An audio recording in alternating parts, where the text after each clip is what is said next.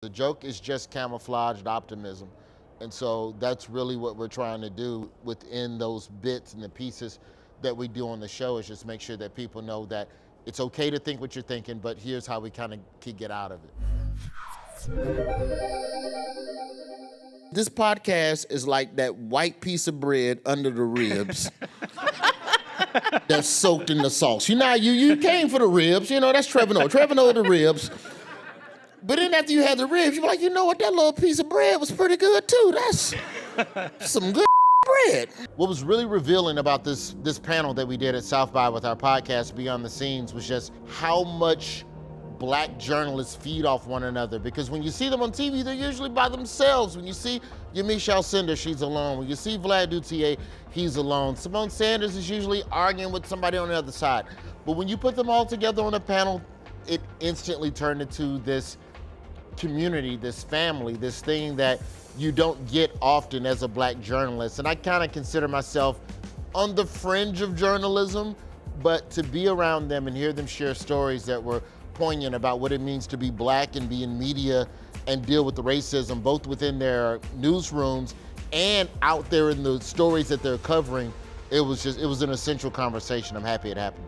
The impetus for this podcast, I think we were gonna come here regardless, and you know, the podcast Beyond the Scenes, it's literally just dovetailing anything that we've already talked about on The Daily Show. And so much of what happens at South by is the intersection of culture and race and politics and tech, which is not that different from a lot of the buckets that we dive into on The Daily Show. So, you know, this piece about being Black in media was derivative of a piece we did way back in 2016, where we talked about what it means to be Black on TV and yelling at white folks all the time. And that's got to give you high blood pressure. How do you deal with it?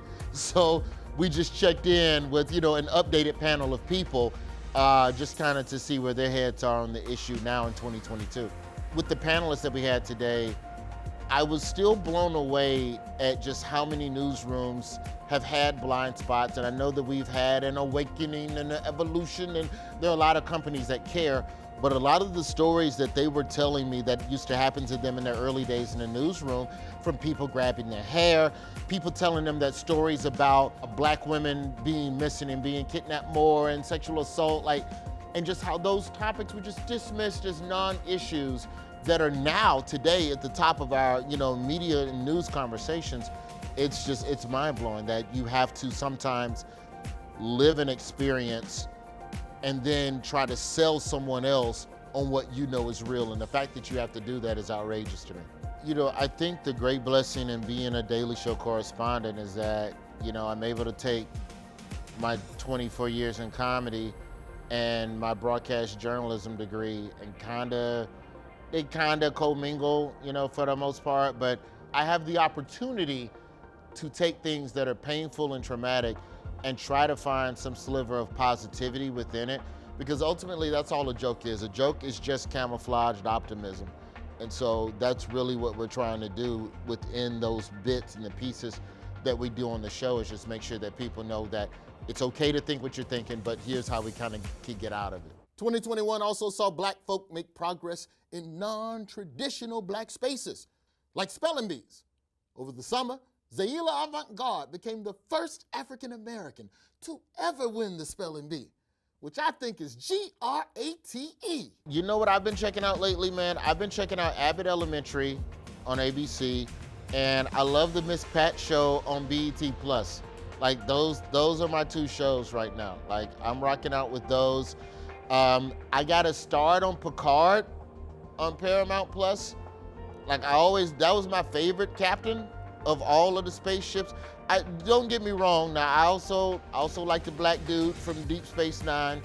He was cool, but Picard was the man. So I'm gonna kind of go back and start on that one. That's the one that, now that I'm finally on the other side of a bunch of writing in my hour special, Imperfect Messenger, which I would also recommend on Paramount+.